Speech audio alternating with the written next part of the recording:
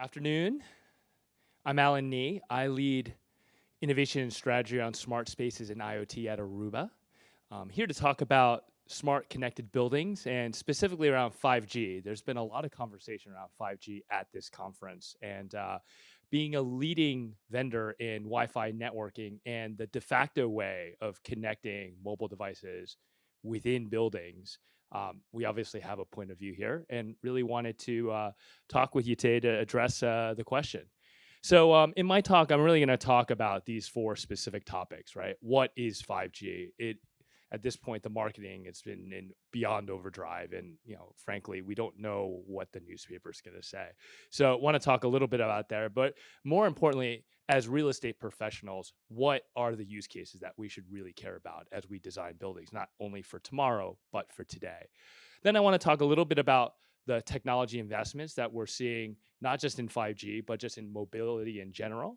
And then finally, a lot of the new things and a lot of the new technologies that are coming to fruition now actually is and should force a lot of us to kind of rethink the status quo and can be disruptive. So I want to just leave you with a few parting thoughts in that area. So let's talk about 5G. What is 5G? As I said, you look at the mainstream press, whether it's business press, technology press, every day, there's some other form of 5G. And it was funny, I was at dinner yesterday and one of my colleagues said, what's 5G? Is like whatever the carrier's selling this year is going to be 5G. So they're just going to force it into it. So, we hear about fake 5G, real 5G, et cetera. So, if I had to summarize it, I see 5G as these three things, right? It's really a set of performance targets, and I'll talk a little bit more about that fundamentally at the end of the day provide faster speeds, shorter latencies, a much better experience for all the new applications that we need to serve users, things, systems, buildings. But also, I think everyone could agree here, there's a lot of marketing around this. I turned to Wikipedia, not always the authoritative source, but if you look at the definition on Wikipedia, it's actually also written very, very carefully, right? 5G is generally seen as a fifth generation cellular technology.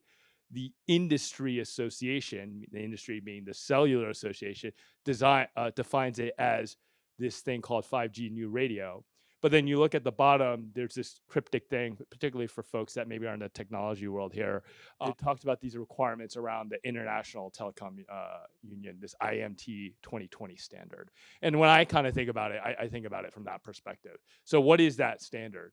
When, every G, whether it's first generation, second generation, third generation, forget about the technologies. They go and they meet and say, hey, we want to actually hit a couple of benchmarks. And here, I love this diagram here. It's actually a chart, this spirogram chart of, all the key pieces that they were trying to achieve. What you see in the middle, this thing called LTE, is basically fourth generation technology, the stuff that we're using every day. And as you can see, as they move to fifth generation technology, that pie has expanded. And they wanted to really improve a lot of these things, some of these things that, the non-technologists wouldn't know. But let me decipher for folks that are in real estate, in the process of trying to build buildings. These, I would argue, the orange ones are the things that we should care about if we're starting to build new smart connected buildings. We want to obviously have greater user experiences, whether that's faster speeds, shorter latency. We want to design for higher capacity within the building. And we'll talk a little bit about the endpoints, right? Because we realize we're starting to get to an area where we say wireless if you can, wired if you must. But I'd argue probably the most important thing is really to make sure that we can support more use cases. And one thing I do agree within 5G, there's the radio layer, and that's a lot of where a lot of the press is, what are the peak speeds, et cetera. But there's actually a lot of investment in what they call the core of the network to say, regardless of what radio you're coming on, whether it's a cellular radio, whether it's through Wi-Fi, the experience that I have as I transition and move around is consistent. Right. So let's talk a little bit about the use cases. I took this picture because I love this. I see this is the marketing, right? And this is how they market 5G. How fast can you download every episode of The Simpsons, right? All 500 episodes, probably 4K et cetera. And 5G could deliver to you in seconds or minutes, right? But let's think about that. That's not really a practical use case as we're starting to build buildings.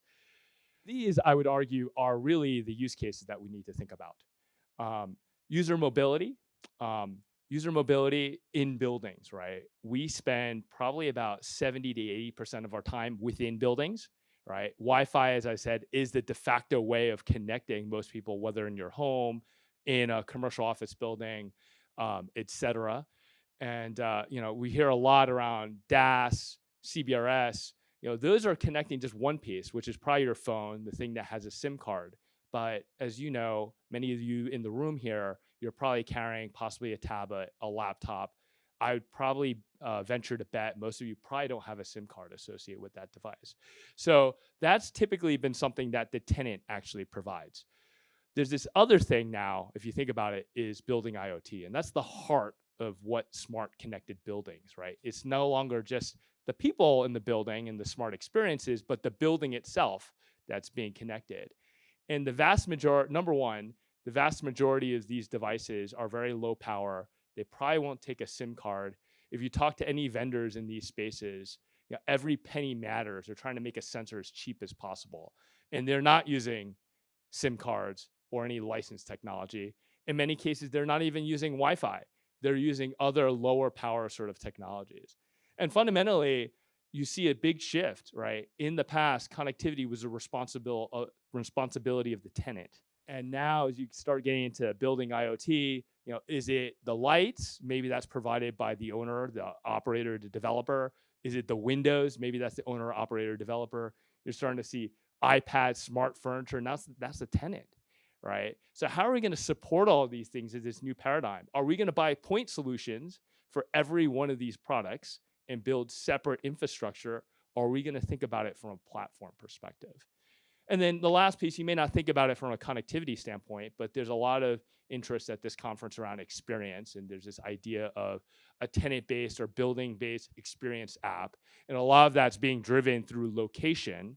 And if you think about that, I need an infrastructure, once again, to provide location, right? The cellular network, 4G, 5G, does not give me indoor GPS. So how do I do all of this? We're going to talk a little about the next generation Wi-Fi access point, but I wouldn't even call it the next generation Wi-Fi access point because it's more than Wi-Fi. It's really the next generation access point.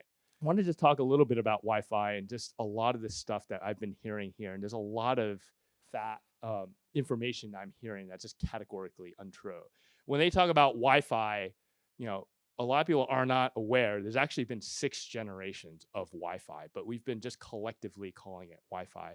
Some of you in the audience may have heard of 802.11. Maybe you've been at Best Buy and you had to buy the next one, and you may have seen B, A, C, and all these cryptic sort of names. One of the good things this year is that the Wi-Fi Alliance came around and said, okay, we need to make this like understandable from a consumer perspective. So they started to actually brand. So the latest version is actually something called Wi-Fi 6. And you're going to hear this more. So 802.11ax is Wi-Fi 6. They actually went so far to even go backwards to say AC, which was introduced probably about 5 years ago, as Wi-Fi 5, Wi-Fi 4, et cetera. Now, if I superimpose this on that chart that I showed you before around 5G, this is how it lines up. And you can see if we're trying to deliver that 5G experience, the speeds, whatever, within a building, Wi-Fi delivers, if not exceeds, all those key metrics that we care about. Now, there is one area here where it's a lot more deficient than 5G, and it's mobility. And I've heard a lot around people saying that Wi-Fi doesn't work, it doesn't hand off, et cetera. And here, if you looked at it, would maybe corroborate that. But if you look at this, when they talk about mobility, they're talking about mobility moving 500 kilometers an hour. Now, who moves in a building at 500 kilometers an hour? I don't think any one of us does. This is really the envisioning, I'm on that high-speed train in Europe, maybe browsing something and having continuity of service, right? So if you think about this, there's actually a lot of good symmetry. Within a building, we feel that there's a lot, this radio technology capability and Wi-Fi 6 delivers the promise and all the stuff that they're talking about for 5G now, right? The latest Samsung Galaxy phones have Wi-Fi 6 baked in them now. The infrastructure, and you'll see this access point that we have, and a lot of our other folks in the industry, we've been delivering Wi-Fi 6 access points since last year. And for the more technical folks here, I'll be really quick.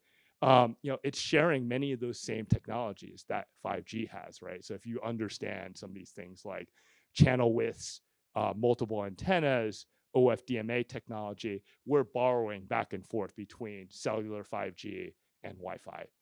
But really, the more important thing is really the use cases, right? And we're delivering them today. So this latest generation access point obviously has new technology like AX. If we think about it from delivering voice, one of the more interesting things is delivering voice in a building. And as I said, I heard a lot of disparaging over Wi-Fi doesn't work well for voice. It's too hard to get people on. We have a very interesting technology called Passpoint, and we're demonstrating this downstairs, where individuals with a phone, with your SIM card, the access point, you're going to just automatically join the access point, right? So one of the big frictions in Wi-Fi was you walk into a venue, I need to understand what the network name is, I need to go into my settings, join it, right? And then at that point, I don't even know if I have security. It's probably an open network. With this new technology called Passpoint, which has actually been around for 2 years, but now really coming to fruition and starting to get real carriers online. As I said, if you have some of the major carriers downstairs or you walk by our booth, you're just going to automatically associate to it. There's no friction. And more importantly, you're getting onto a secure network with secure credentials. And our viewpoint is, now voice, which traditionally you put a dedicated system in, right, at $2, $2.50 to $2.50 a square foot, is now just a service that we could deliver into a building via next generation access point. A lot more interesting too is building IoT. As I said, lights, sensors, furniture, people counter sensors, they're not coming through Wi-Fi in a lot of cases. They're certainly not coming through cellular, 5G, CBRS. They're coming through things like Bluetooth 5, Zigbee. This next generation access point is actually providing that sort of connectivity. And then, indoor location, we talked about it. This is now in the second generation, same infrastructure, effectively putting GPS above your head in a building to allow people to be able to navigate. And then finally, the last piece, you may have heard probably about a year or two ago, Wi-Fi hacks around the Wi-Fi security standard WPA2. WPA2 is actually over a decade old, so it's like geriatric. The newest access points, the newest standard WPA3 that really closes a lot of those gaps are now in this specific sort of next generation access point that's shipping now. So really the final thoughts, now that I've shared with you a little bit in terms of the holistic developments, the use cases, et cetera, as real estate professionals, how does this disrupt, what should we be thinking about? So one is around voice services in this new building, keeping people connected, right? I think I still hear, and why we're doing investments with this organization, with this group, is that up till now, there seems to be a one-to-one association to say to deliver high quality voice, you have to do it through dedicated infrastructure. That could be DAS, small cell, et cetera. And not to say that you can't deliver it through it, but making it exclusive, that's absolutely false. We're delivering that. You're likely using Wi-Fi at home, potentially for phone calls, right? We're delivering much, much greater quality of service within a building, right? And we can deliver it to the majority of buildings where a lot of these DAS systems maybe cover 2 or 3% of all leasable space, right? To this idea of IoT gateways, if you actually deployed an IoT gateway to support your lighting system or something because you wanted to avoid IT, you may not heard of the term shadow IT. If you're doing it, you are shadow IT.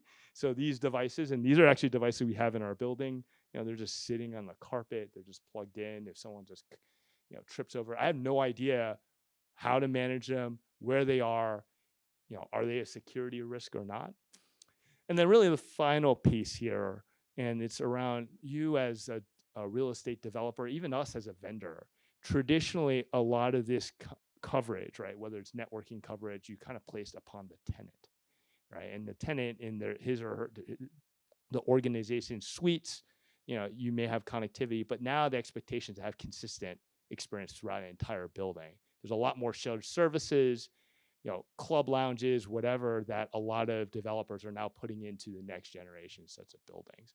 So you, as one of those developers, really need to start thinking about the services that you need to deliver holistically. And oftentimes in the past, it was an afterthought. The only thing they thought they had to do was deliver DAS, right? Or deliver if you could afford it, and that would provide cellular services. But what about all those other IoT devices, right? If you need to do smart parking or door locks and other things, right? You need to start thinking about a much broader infrastructure play for that, right? So we're encouraging really commercial real estate to start thinking about this, not just for shared spaces, but potentially for tenant spaces. And for us as a vendor, that's disruptive to us too. Our core client has always been, and we've focused really on the tenant occupier, less so on the commercial real estate folks. So that's really, we're gonna wrap it up here. Thank you very much. We've actually done a lot of thought leadership this week. Feel free to reach out to our website. We've published a lot on this and we're just coming out. So thank you.